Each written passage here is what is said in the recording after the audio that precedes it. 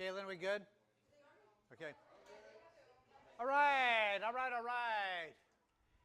Hey, we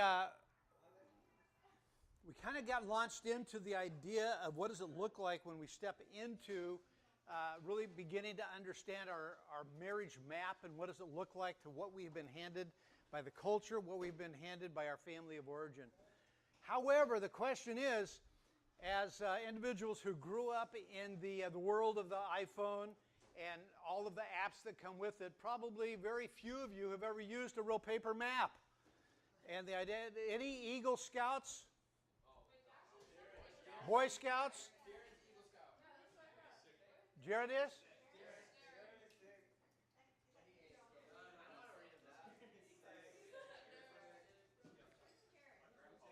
Okay, so if you've used a paper map, what do you do with a paper map as you try to read it? Look at the little square in the top that says the key. The key. Okay, and what are you looking for in the key? Components. Components, start. Okay. Most important thing that you're going to look for. So the concept is you have to orient yourself. Okay, you have to orient yourself to the map. To orient yourself on the map, you look at the little key. And what are you looking for in the little key? You're looking for the compass star. And what are you looking for in the compass star? N. Yes, north. And what do you do with north? Where does north go?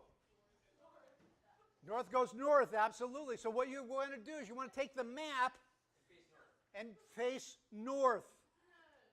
So now you've got a feeling of you're orienting yourself and your map to where you are. So you want to orient yourself where you're standing to what is north, south, east, and west.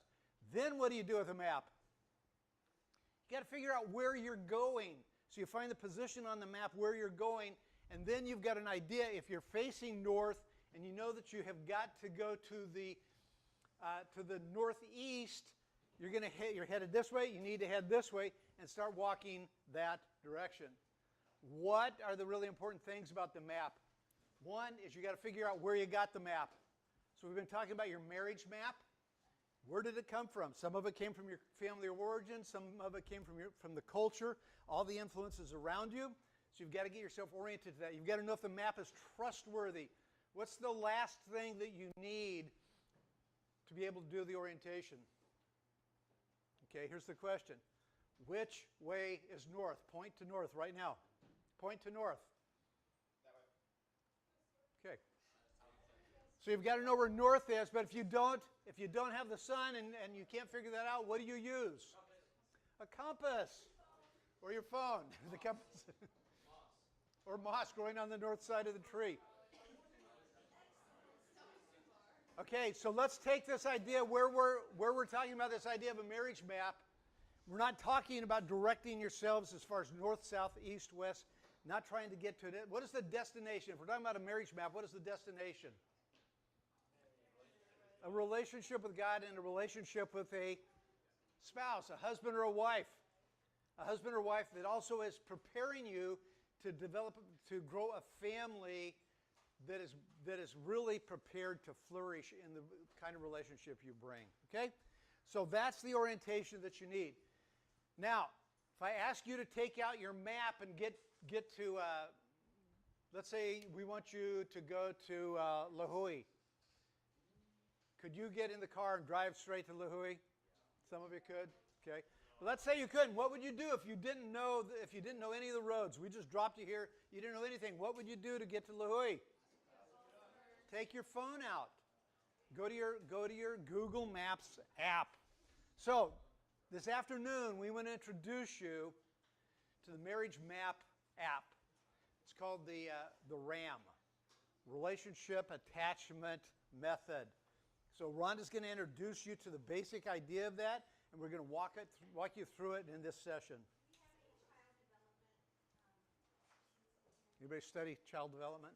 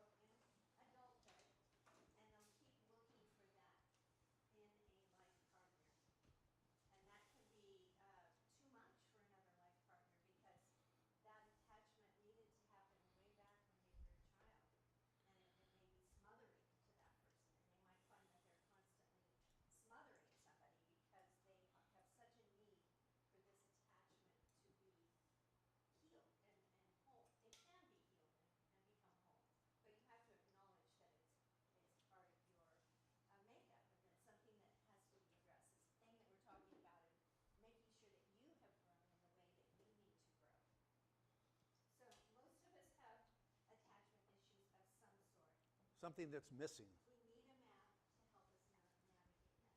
So it might be much smaller. Mine was that I had an intact family. I had a good family. I was loved by my family. But my dad was very remote. He left before we got up in the morning. He came home after we were in bed. He worked most weekends. We had very little time with him. And in my senior year in high school, I lived 35 miles from my high school. My dad drove me there. And I got in the car with him, and he didn't talk to me all 35 miles for 4 years. And at the end of that, I was just kind of undone because I was like, I don't think he loves me. He has nothing to say to me. And I went to my mom and said, I don't know what's going on. Dad has nothing to say to me. And she got angry with me because she was covering for my dad. And I never spoke about it again. So there was this piece in me that was missing. And I found that I started looking for people like my dad and a boyfriend. And I was subconsciously thinking, if that person would love me and like me, then maybe that would, fix that dad has no interest in me. It was all subconscious, but it was there.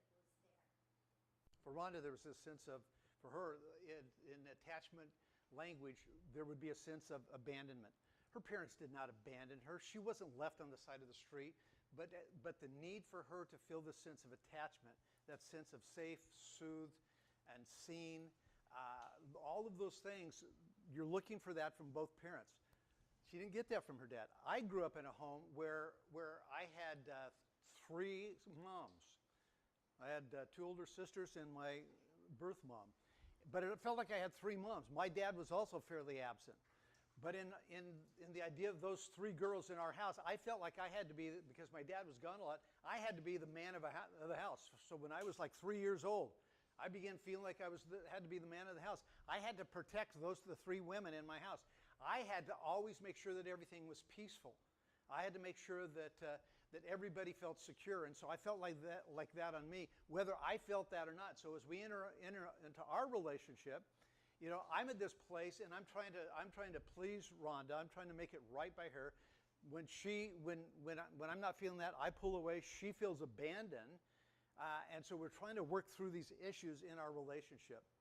So as you think through that, this idea of the relationship attachment model, we want to give you an understanding of what that is. So let me give you the background of it, so you can read it there and on the whiteboard. The 5 areas are. This is as you're building a relationship. This is particularly in a dating relationship that's headed to marriage. The idea of dating it has a purpose to it. Dating is not just for fun. Dating should be intentional with the idea that says I am looking for a potential mate, potential partner. Not that one who's going to do everything for me, not the idea of someone who is perfect, but I'm looking for a relationship to pull us together. Safe, fun, and leading towards marriage, or looking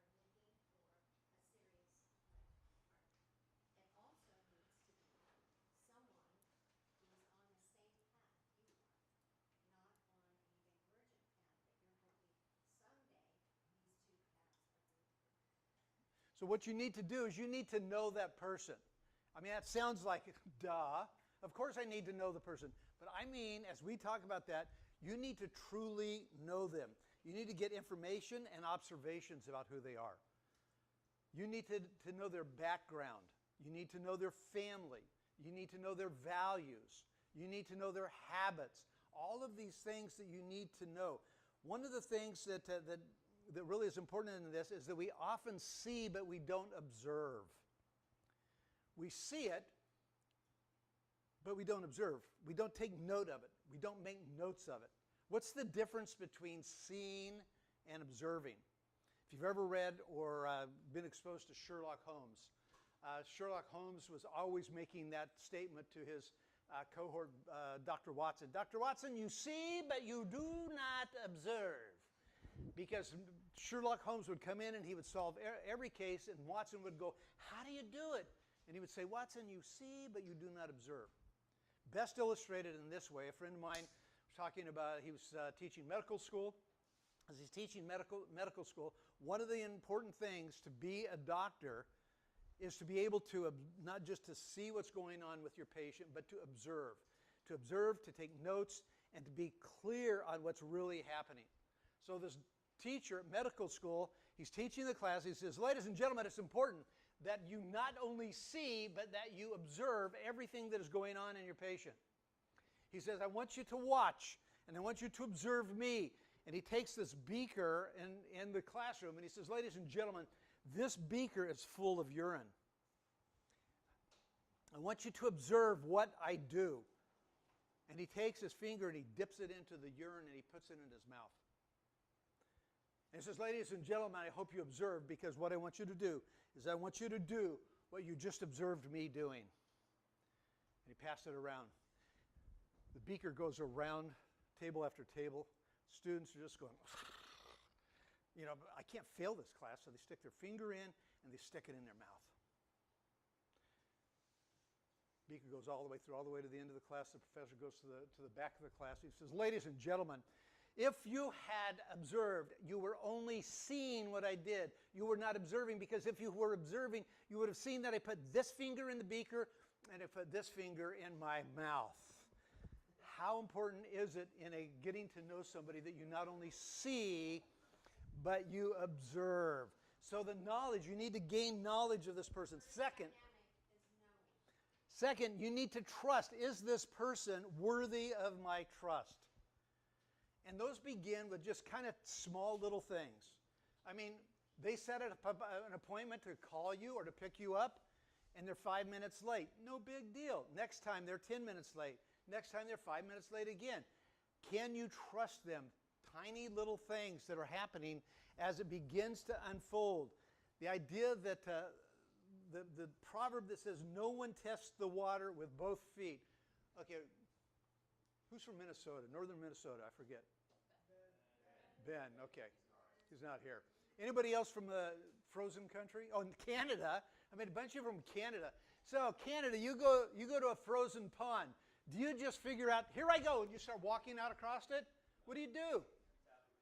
You tap it with a stick, and then you step on it. The next step, you just keep going, right? No, you tap it with a stick. Same thing is true about testing a relationship.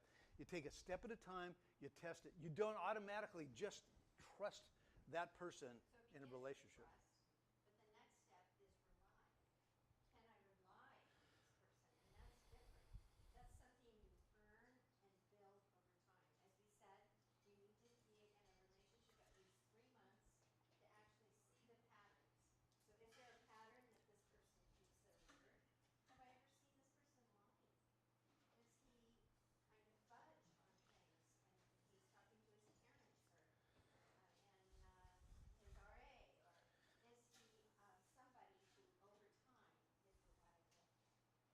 The next one is commitment.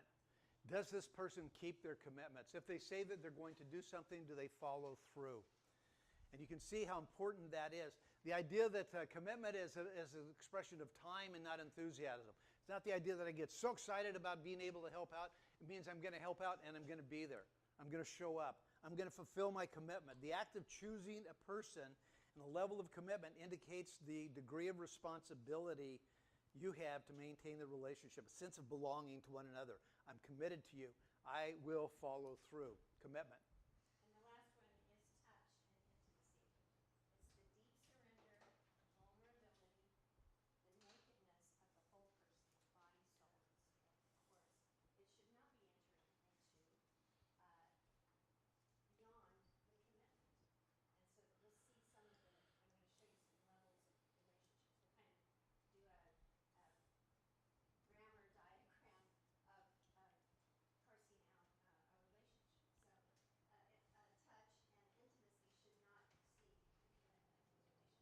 So that is. None of these dynamics should exceed the one that comes before it. So you should always be knowing a person more than you trust the person.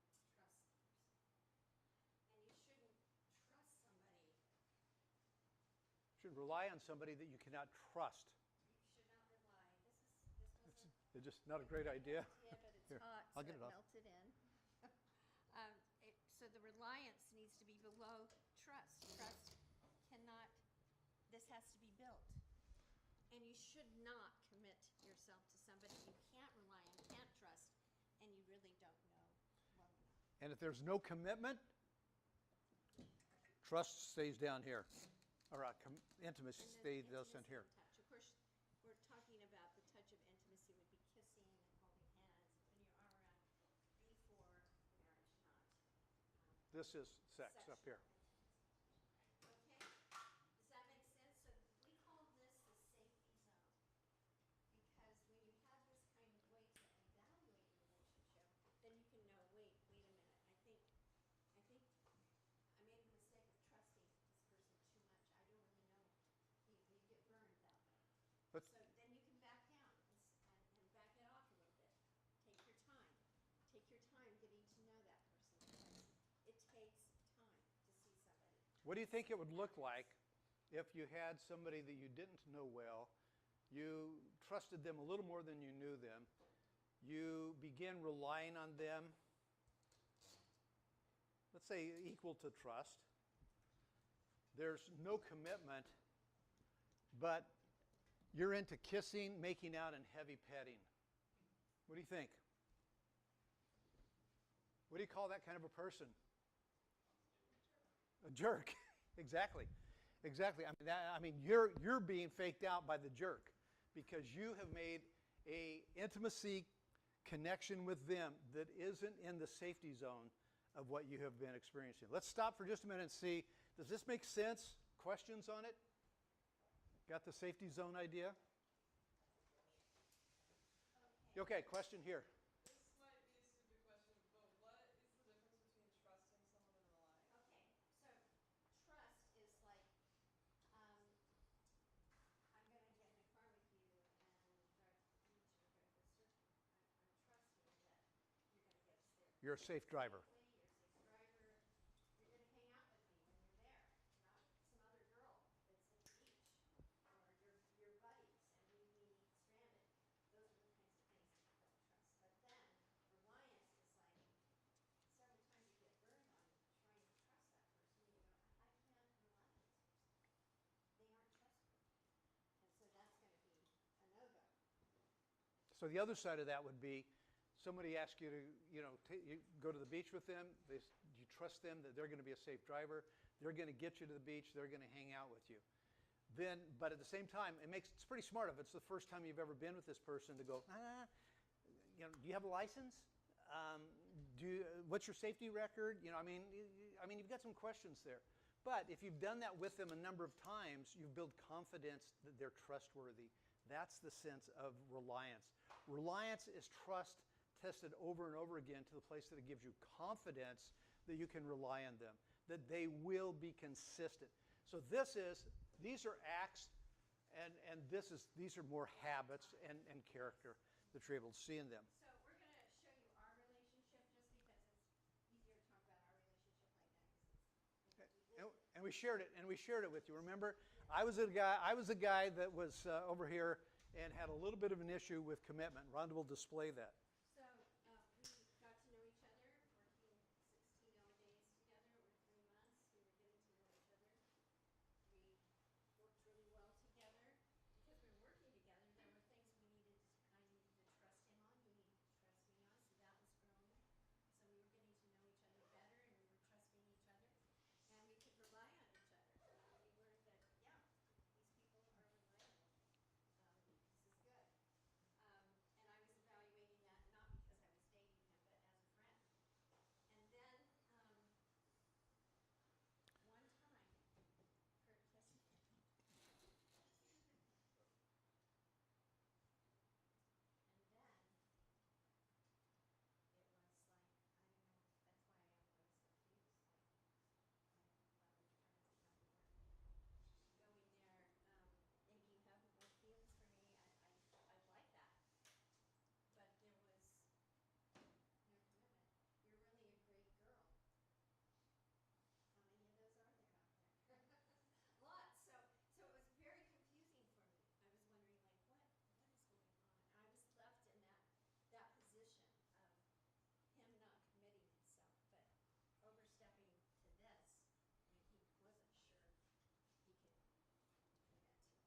So what we had was an imbalanced relationship. So at the kiss, Rhonda knew me better. She trusted me better because I initiated this physical intimacy.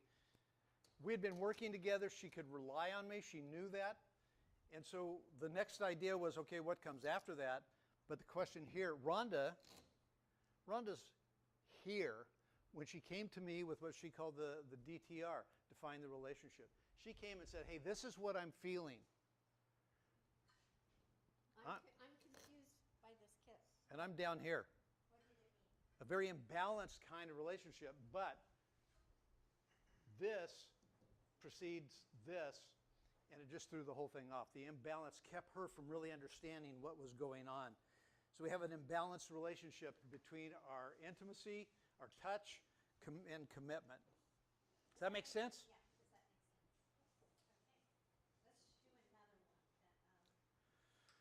Let's do another one. What about somebody who's a high risk intimacy without commitment culturally?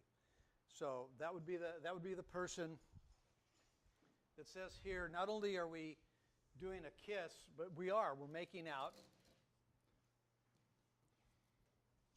And commitment is here. Knowing is down here. Trusting is up here because it's like, hey, listen, I'm going to get in the car or I'm going to get in wherever we're doing this making out. And the idea of reliance, it might be up here with equal trust. Do you want to explain that a little bit more? So this person actually is afraid of being alone. It's the person that has to have a relationship. And so they're sidestepping, as we talked about earlier, sidestepping all of the signs that are saying, this person is not committed to you. What are you doing? They're just going ahead with it because they so much want that. They're afraid of being alone. And they're putting themselves in a very unwise position. Let's do another one. Do you guys have one? You know of yeah. Well, this is like a hypothetical. What if they're all the way up? Is that enough? Everybody's across here? Depends on if that has been growing. And the sense is, if you know that person really well, you trust them, you know that you can rely on them, commitment is mutual. What needs to happen between here and here? Marriage. Absolutely. Yeah, so again, this is setting up the framework. This is the app for your marriage map. But marriage comes right here before any of this. So again, you've got a really strong relationship. You ought to be talking marriage and engagement and those things. There. Here's another one. This is one we see a lot. And it is a highly dependent person. And they are, sometimes we call that codependent. So they're getting to know the person. They trust the person more than they should. They're telling really intimate things about themselves. They're wanting that kind of feedback, probably due to the attachment deficit that they have. And they are totally relying on that person. They have to be with them all the time or occupied.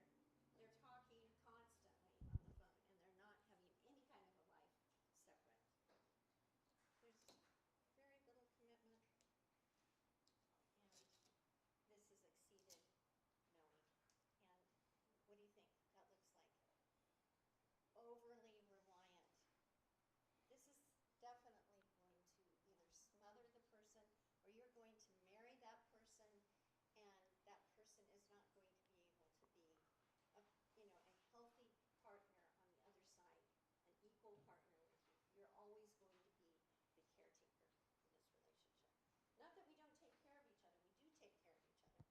But it needs to be a balance in that. And this one here, Rhonda used the word codependent. This person is depending on the partner more than the knowledge, the trust has given warrant for, has been able to substantiate. Okay, anybody want to do another relationship they know? Well, if the no is like in the middle, and then the trust is like all the way up,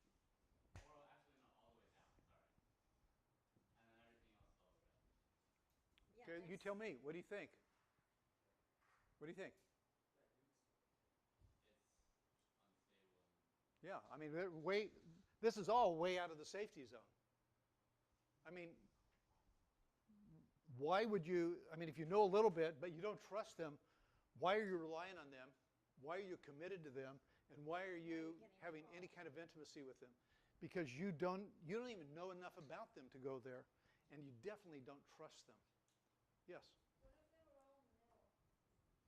Yes, they should grow, not this one, if it's, sex, but they should all grow evenly, or, Well, no, this should proceed. It should always proceed. yeah, So like, but along the lines of being on the par of nothing exceeding knowing, trust coming up behind, reliance, commitment, touch. Another caution is an incubator relationship. So Curt and I met at camp. We lived residentially at camp, not in the same house, but on the grounds. And, it was just like, what were there, 50 of us in that group that does that sound familiar? that summer. Incubator. You know, kind of 50, 15, 15 split, living in the same building, having all your meals together, hanging out together, sharing intimate things about spirituality and growth, doing fun things together. You guys are living in an incubator. What does that look like up here?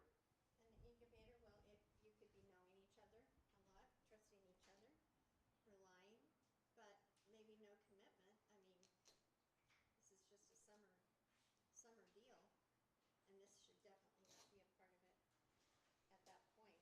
But what I wanted to say was that was a time for us to really get to know each other because we had all of this time together. And we also saw how each other worked, and I loved that. I loved his work ethic. That was one of the things I keyed in on. And I think the same for me, from him. But the other thing that didn't happen was we didn't see each other in each other's family. And actually, Curt had a real hang-up about meeting my family because, so the truth of it is I grew up in Malibu, and he was like freaked out that I was, lived in a movie star's home. And I didn't. I lived in a normal home, but he kept feeling like, I don't want to do that. So he was late to meet my family. I actually met his family first, but meeting a person's family, it's a whole nother, chapter in their life of understanding who they are. And so don't neglect that piece in making these kinds of evaluations. Let's take a couple that you may know. Let's call them Amanda and Andy Anchorhouse. Okay, Amanda and Andy Anchorhouse. They've known each other for 5 weeks already. Well, 4.5 weeks. Okay, and they look at that and they think, wow, we've hung out a lot. We really know each other. How true do you think that is? What's the rule? What's the rule? Probation, 90 days. Okay? So they trust each other because they've worked together. They've done dishes together. They've been at work days together. They're working on a ministry team together. And so they can rely on each other. And they've seen their commitment to others. What do you call this? Friendship. It's just friendship. And again, this is the reason why there is a rule that says, hey, listen, was it first 6 months? First semester, no dating.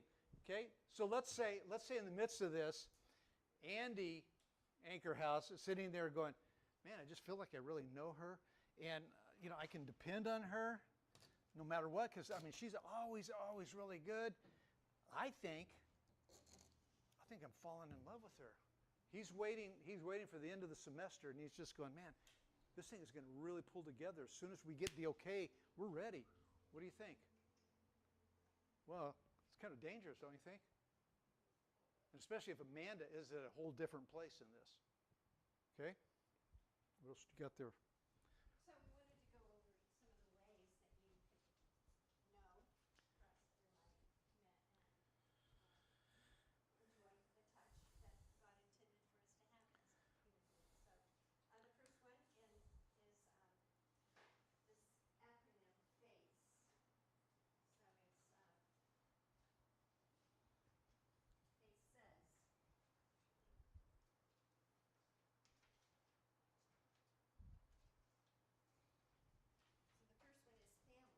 So here's faces here. I want to get to know you. How do you get to know somebody? Family patterns and background, attitudes and actions of conscience. I don't know how that happened. Actions of conscience, compatibility, potential, examples of other relationships, and skills. Okay, so let's go through those and let's talk about those. How do you really get to know somebody? So, family is the first one. What is their family background? Dynamics of their childhood, their family experience, family closeness, their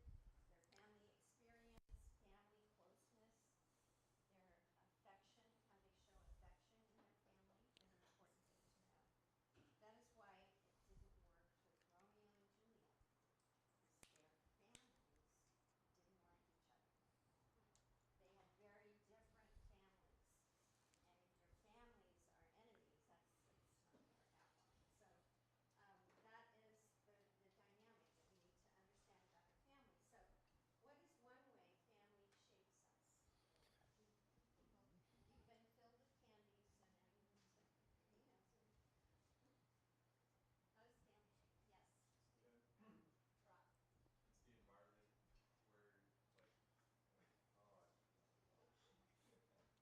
Keep going. You're good, man. it's like it's the environment where you grow up, which is like your growing years. So they're like telling you stuff. So how does it shape you? Like either you grew up as, we like to say we have one, our oldest son's family is kind of a free-range family, and our daughter's family is very disciplined. So maybe you grew up in a free-range family, or you had a very disciplined family. It affects like what your values are. It affects your values. Your values. Exactly. Anything else? What else? What's your family? You learn. If you grew up in a family that had no affection, like Curt never saw his parents embrace, never saw his parents hold hands, or even touch each other, hug each other. So that was a huge piece of understanding why he was kind of a little bit repressed in that area, because he never seen healthy affection. Okay, let's just do a little test here. How many of you grew up in a family where everybody came to the dinner table and sat at dinner together almost every night? Okay? How many willing to say that wasn't our house? Okay? All right. How many of you in your family of origin, affection was just all over? Everybody's hugging each other all the time. Yeah. Look at that. Okay, see the differences? How many of you grew up in a Christian family? Okay, almost everybody. Okay, if you look around. How many of you, mom and dad, both worked? What was that? Both worked. Mom and dad both worked. Yeah, look at that. I mean, that's a family value that's very, very different. How many made sure that your family was in church every Sunday, even on vacation? Yeah. Okay, look around. I mean, difference in values that come into that. So family patterns and backgrounds, one of those is the way you learned to handle your emotions and give and receive love. As Rhonda said, for us, that idea of my family, no hugging, well, very little hugging, very little kissing, very little touching. Rhonda's family was very touchy, very connected that way, so that was a big difference between us. Emotions. The idea, how many of you, if emotions in your family needed to be expressed, it was like, I'm not so angry at you, but you're not really fighting, you're just getting it out. How many is that your family?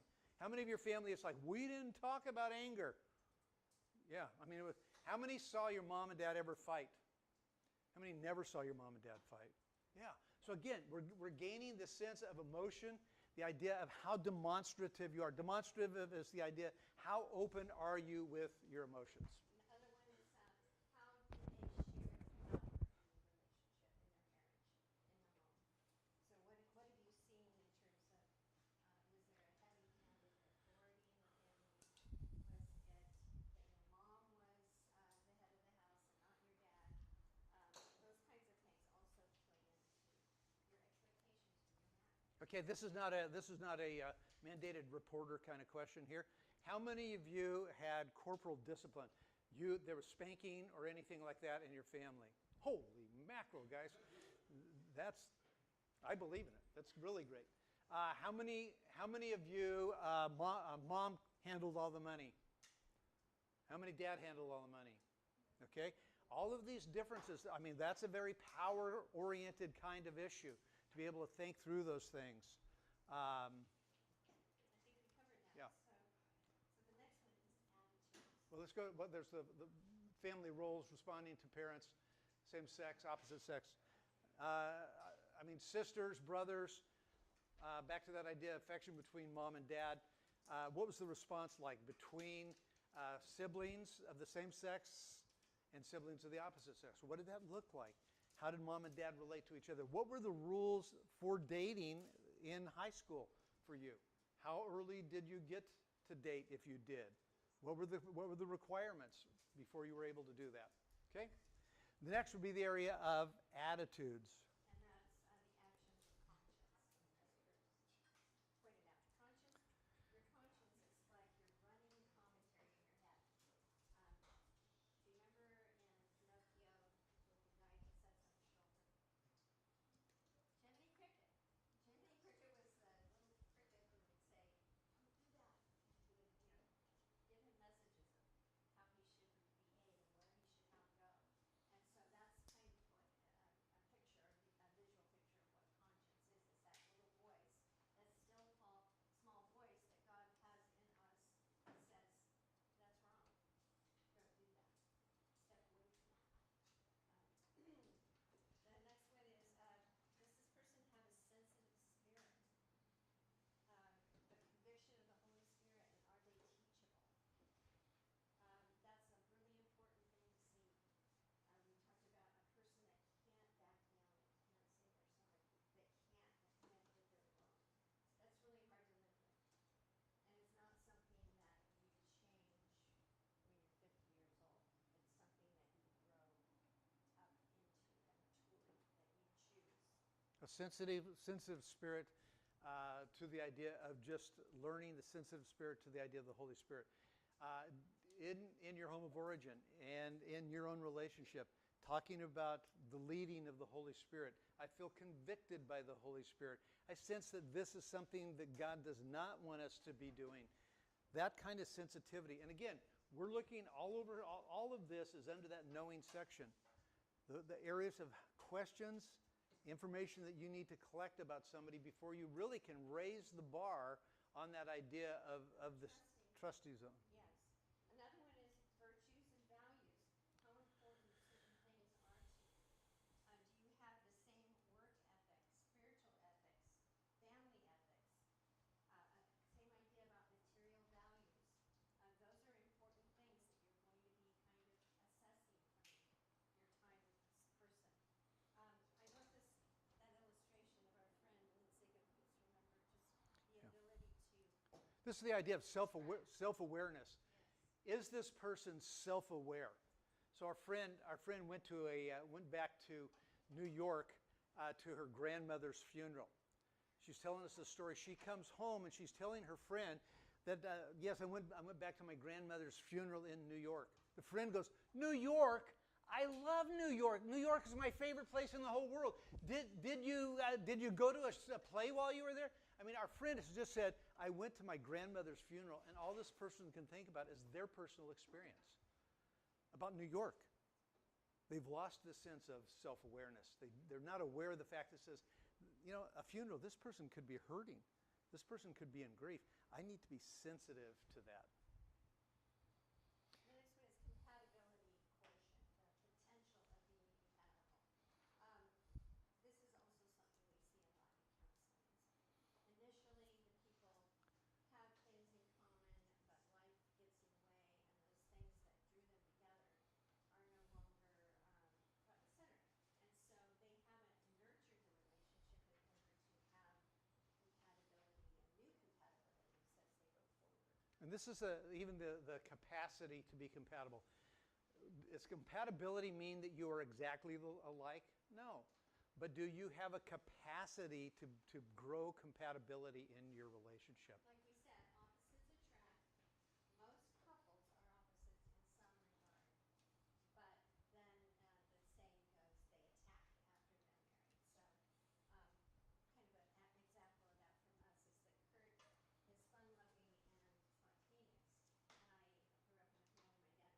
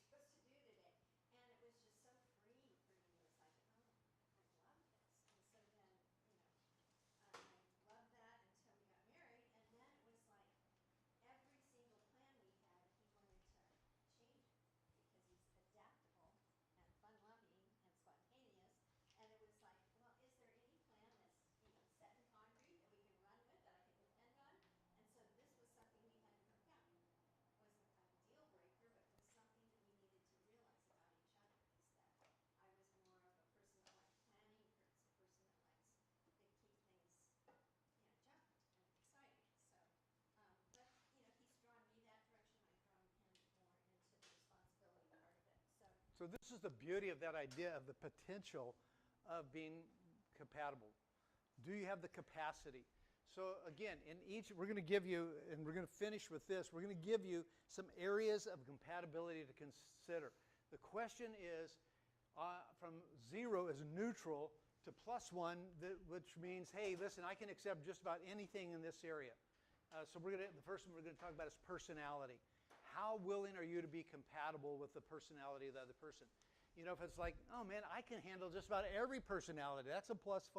If it's the idea that says, listen, I can't handle the wild and crazy. I need somebody who's pretty, calm, cool, collected. You know, you're going to be on the other side of that. So how willing are you to step into it and to flex in these areas? So we're going to give those to you, and then we'll be done for the day. The first is the area of personality. Personality. The next one is intelligence, IQ. Awareness of social settings like introvert, extrovert, or you're on the test. Not everybody is one side of it, one side or the other. Many of us are on the test. We can go either way. Emotional quotient, which is what Curt is talking about when the person said, New York, I love New York, and disregards the fact that this person has just lost a loved one. Social behavior cues. Do they have an awareness of how they come off to other people? And are they aware enough to actually do something about that or seek some help with it? Energy levels. So another thing we see a lot in relationships is that people have different energy levels, and one person wants, on vacation wants to do everything, go everywhere, surf every beach, and the other person just wants to sit by the pool and read books. So these energy levels, aren't compatible. You have to decide where you are willing to give on that. Sense of humor. This includes sarcasm. Can you take a joke? Can you handle sarcasm? You want to tell your little piece about sarcasm?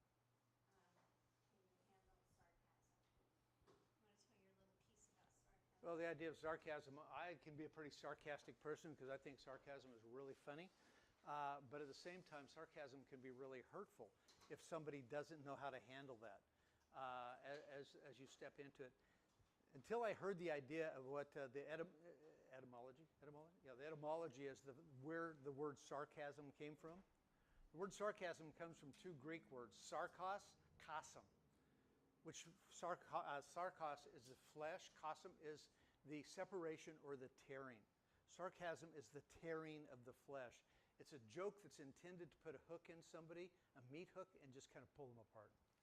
That's what sarcasm feels like to somebody who's not used to it.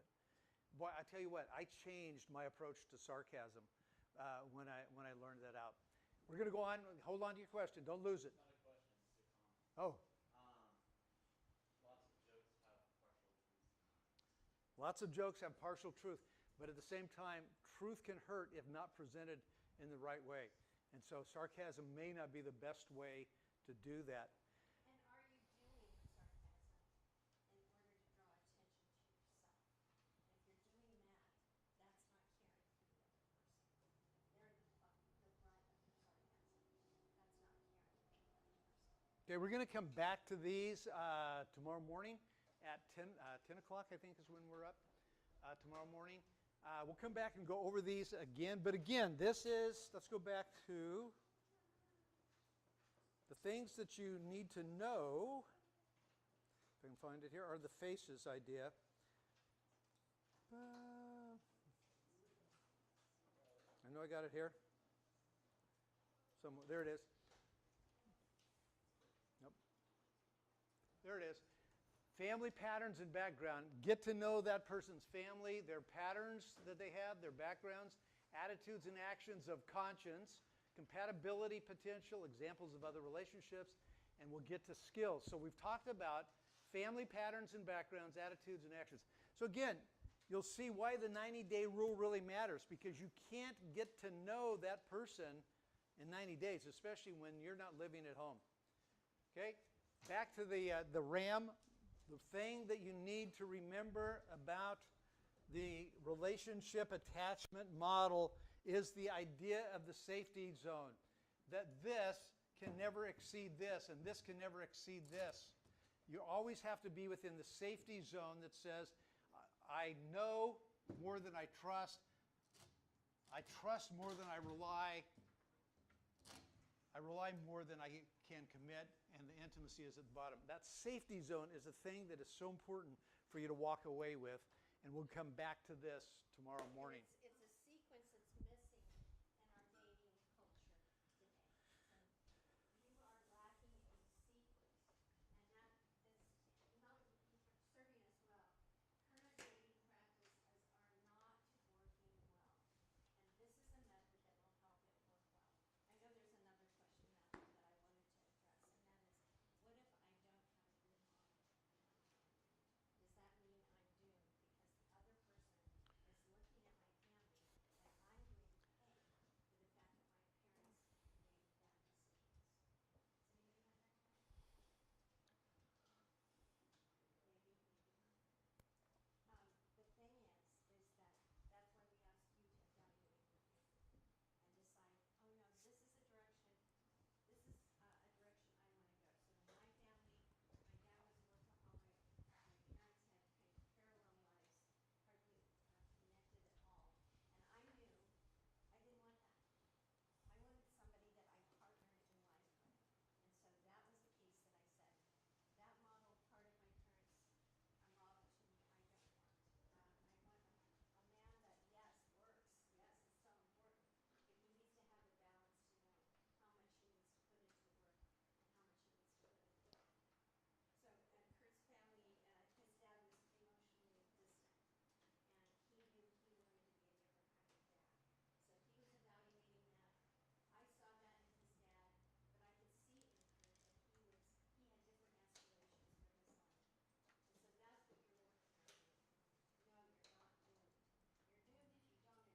that he had different aspirations for his life. And so that's what you're working on. No, you're not doomed. You're doomed if you don't address it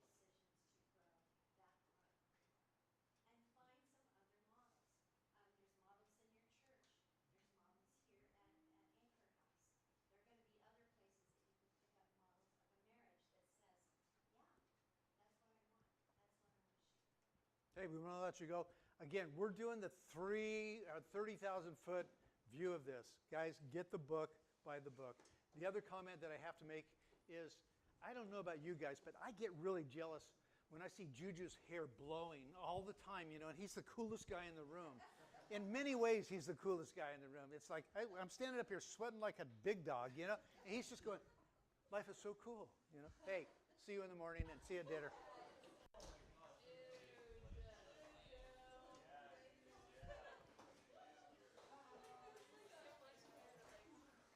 You too? You guys. They're yours.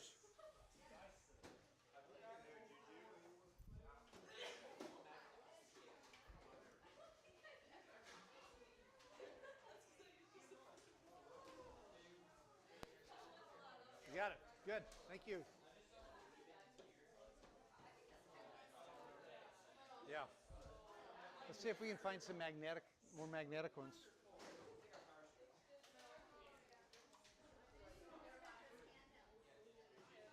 Yeah. We'll get them to them tomorrow.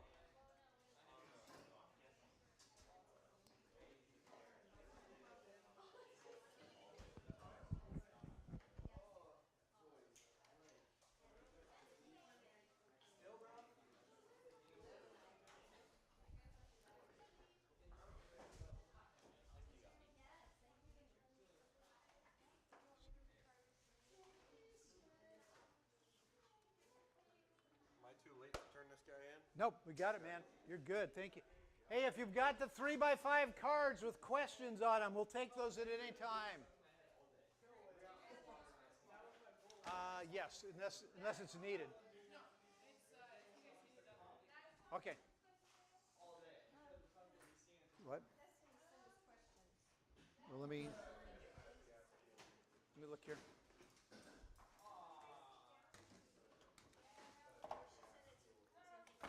Yeah. Oh,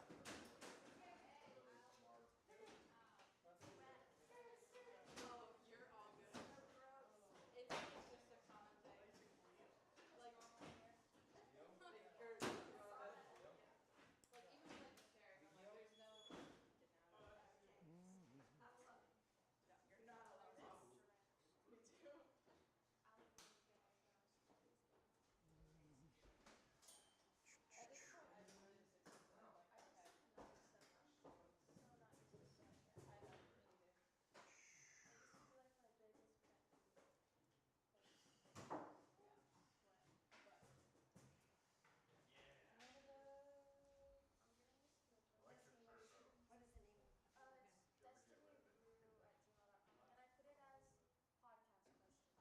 okay.